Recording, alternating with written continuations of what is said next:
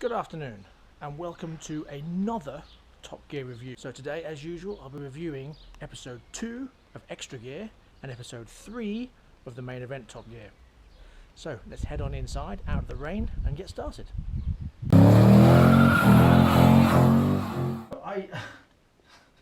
can't sit like this. This is ridiculous. Well, episode 2 of Extra Gear. Again, presented by Rory Reid. And a little bit by Chris Harris. Rory Reid again coming across very natural, seems to be improving, even though it's only his second week, he still seems to be improving in his interview skills. Obviously Chris Harris can drive very well, we all know that, we've seen his YouTube videos before. Now the interview with Chris Evans, what do I think of that? Now, yes, it was emotional, and that was quite good because it drew in the viewers, but how genuine was it? Do we believe that it was genuinely emotional? Yes, okay, we saw the bit of the McLaren, and then he did seem to get emotional there, and then he did the same again in the studio. Now, Clarkson did the same thing in his Patagonia special over the Porsche, when he was talking about driving home when he had the Porsche 928 on loan, driving home to see his dad before he died. So yes, that worked quite well, but I'm not sure whether Chris could carry it off in the same way. Especially as it didn't really go.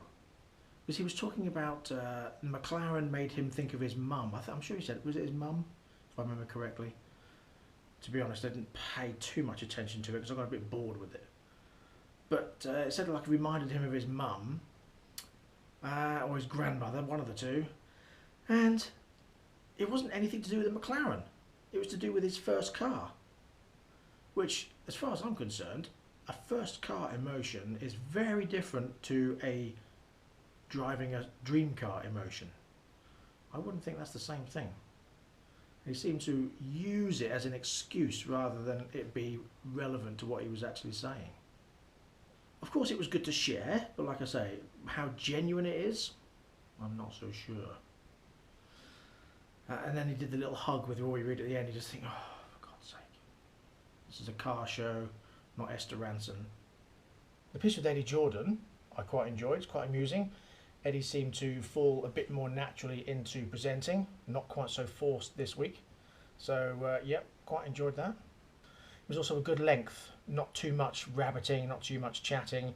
Obviously he got his little bit in about Formula 1 again, but you know, that's his background, so that's cool. If the pieces they do seem to be just the right length, not too long, they don't go on too long unless Chris Evans gets involved, and then he drags it out and makes it all about me.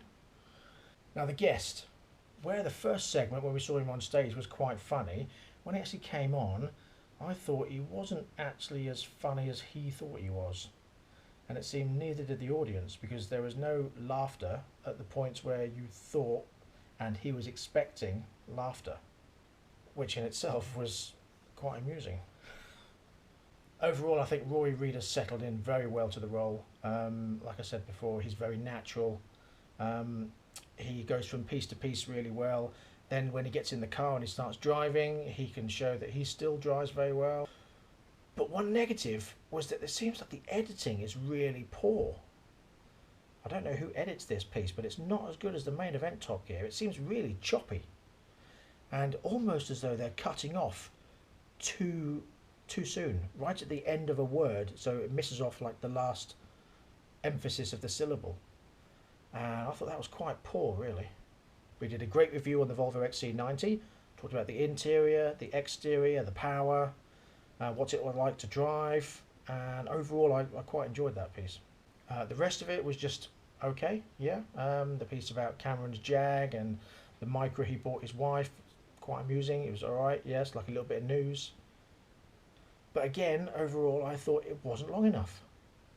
I could quite happily watch it for longer, as long as they sort out the editing, because that was poor. So, on to the main event. So tonight's main event Top Gear. The intro. Stop! Please, stop doing the old Clarkson introduction. Find a new way to do it. It doesn't matter what it is, as long as it's not the same. Because you keep doing it, Chris. So stop it. Perhaps just say what's happening in one paragraph. Not the, I do this, he does that, we do this. That's got to stop, because that's really frustrating. Matt is still funny. No problems with him at the moment. But I'll get on to more of that in a bit. So, wait a minute. Okay, the first piece, the Audi R8. Now, personally, I'm not a fan of the Audi R8 anyway. It's not a bad car, but it's just Audi. You know, it's nothing special as far as I'm concerned. However, the piece itself was quite informative. Chris Evans was actually more natural than he usually is. So I don't have too many complaints about that. In this one, it was almost as though he knew what he was talking about, and as though he's actually got a bit of experience of driving this car. Perhaps he's owned one, I don't know. Now, the Laguna Seca Challenge, brilliant. Sabine Schmitz, fantastic. She's an epic driver. Really, really, really good. I don't really have anything negative to say about that. Of course, all it did is show that Chris is a bit of a pussy. But other than that, not bad. Now, in the studio afterwards, I actually thought Sabine and Matt had pretty good chemistry together, and they looked like they could present quite well together. You know, hint, hint. You know, hint, hint. And Sabine is actually pretty funny, without having to try to be funny. Okay, however, the Stig intro. Please stop doing the some say bit. Maybe it's just me, but I just find it too copycat-ish. You know, dream up something else. The whole idea of this new reinvented Top Gear is to reinvent Top Gear, not steal the old Top Gear. And they're still doing it. Okay, Chris Harris, the Ferrari segment. What can I say? Fantastic. I don't know if it's me, but when he speaks, it sounds like he's got a little bit of a Quentin Wilson in old Top Gear kind of voice. His natural way of speaking seems to be a bit Quentin Wilson-y. Now, that's not a bad thing. I quite like Quilton. I quite like Quentin Wilson. Perhaps that's what I should call him, Quilton. He was amusing, he was natural, he shows his experience behind the wheel, his experience in talking in front of a camera, his experience of talking in front of a camera whilst driving fast, which is most important. Chris Evans, take note. So he shows his experience on the road, on the track, and in front of the camera. Thumbs up all the way for him. Or thumb up. He seems to show passion and professionalism both at the same time. Can't really complain about anything he did, really.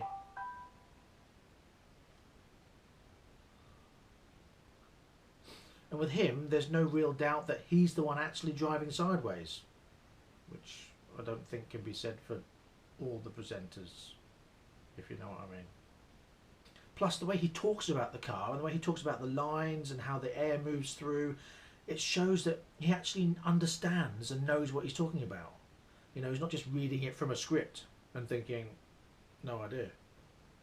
So with that in mind, you tend to trust what he's saying more.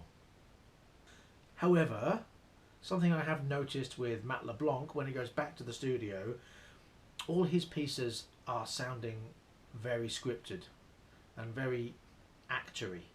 You know, you can tell he was a sitcom actor and he's putting on those lines, and I think he needs to work on that because that's just showing through more and more every week. You know, the piece of Chris Evans is actually improving. Chris Harris is great anyway. Rory Reid doing a good job. Even Eddie Jordan's improving. Sabine does a good job, fantastic, no problems. And Matt does a great job, but in the studio segments he still sounds very scripted. Okay, the guests. I'm still not a fan of this introducing each other thing with the guests. Because you can see they're just staring at the camera. So Kevin Hart is in a movie with the Rock, Dwayne the Rock Johnson, and it's a good movie. Here's a clip. You can see they're reading it from the auto cue, and they're not actually understanding what they're saying. They've probably never met each other before in their lives. They don't know anything about each other, and the introducing each other thing just doesn't work for me. However, the guests were funny. No disrespect, but typical American, likes the sound of his own voice, talks a lot. But at least he's funny while he's doing it. It would, well, as far as Chris Evans is concerned in this segment, it would be interesting to see actually one of the other presenters do it. But I suppose it's a bit like Clarkson, you know, that bit with the guests is his baby. So Chris Evans has taken on that role as well, I understand. You know, the guest segment is his as the lead presenter. Best first car. Love the Trans Am. Completely agree. Awesome. But I don't know if it was me, when they were doing the best car or best first car bit with Anthony something, begins with J, boxer guy, can't remember his name. It seemed as though they turned the volume down on the audience. I don't know if I just misunderstood that, but it seemed when they were doing the cheering, the volume was down on the audience. That's what it seemed like. So it's like it was guaranteed Kevin Hart would win that first thing, because they knew obviously when he did the second one and he pulled out the mother card that he would win the second one, then it would be 1-1, and the deciding one would be the track. You know, that's a bit pants really, but you know, whatever. It was difficult with Kevin Hart having so many cars, which I loved, especially his nice GTO. Loved that. I mean, for me, the GTO trumps the Range Rover Sport any day, regardless of the backstory. The car versus the car. GTO every single day of the week. The lap. Now, again, great. No problems with that. Good. Yeah. Chris Evans' commentary is getting better, so no real problems with that. It seems to me like Kevin Hart may have a small man complex because he seems to try and big himself up every opportunity he gets. So, I don't know, maybe something he can work on in his therapy sessions. And now, Rory Reid in the Ford Focus RS.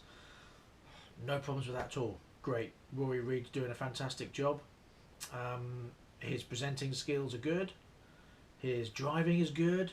That whole segment was funny. It was amusing. It was informative. He seemed like he knows what he's talking about, and he's not just... I mean, you can tell in some parts he's reading it from a script, because obviously he's not going to know everything about all three cars, but he does it in quite a natural way. He shows passion and professionalism and excitement, and just the right amount, you know, without being over the top. However, one thing, I can't, well, for one, I can't believe that Focus RS has a drift button. What a fantastic button to put in a car. It's like the, you know, the line lock they put in the new Mustang. Fantastic. However, why did they have to show him drifting in the wet? You know, if it's that good at drifting, wait till it's dry, like they did with that teenage boy. Why couldn't Rory Reid drift in the dry? Throughout the whole thing, enjoyed the entire segment. The Civic is obviously a bit of a dog when it's on the road. It looks okay. Not my cup of tea, but it looks okay. Now the Focus RS, I actually prefer the old style Focus RS with the sticky out bits. For me, that was much better. A car that's bonkers on the road should look bonkers. You know, that's why I'm a Lamborghini fan and not a Ferrari fan. I love the Lamborghini Countach and all this stupid, pointless spoiler on the back. And the lovely little stark lines. Love that. Love that. Which is why, you know, although I would never own a Focus RS, I like the look of them. I don't like the Focus ST because it just looks like a Ford Focus in a nice colour. You know, orange or green or whatever. And yes, okay, it might be fast and it might be good on the road, but it just looks dull. And for me personally, it doesn't do it. For those that like sleepers, you know, okay, a sleeper car, great, looks normal, goes like off a shovel, great. But for me, no. As for the Merc, well, clearly, you know, they just stick 10 grand on the price because it's a Mercedes.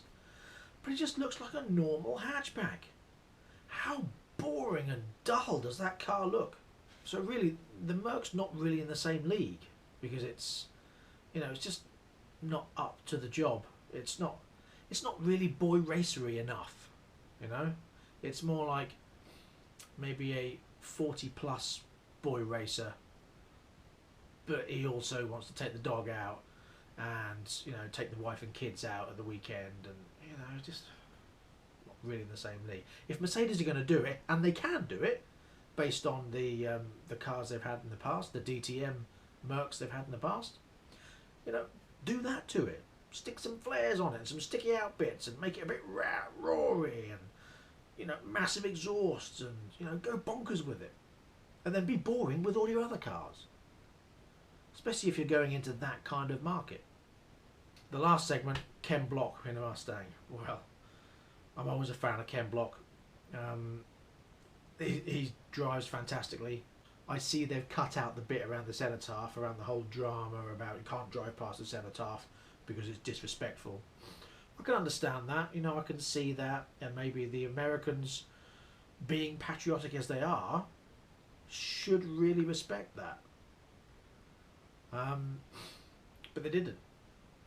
I wonder if they would do the same around a Veterans Day monument in America. Don't know.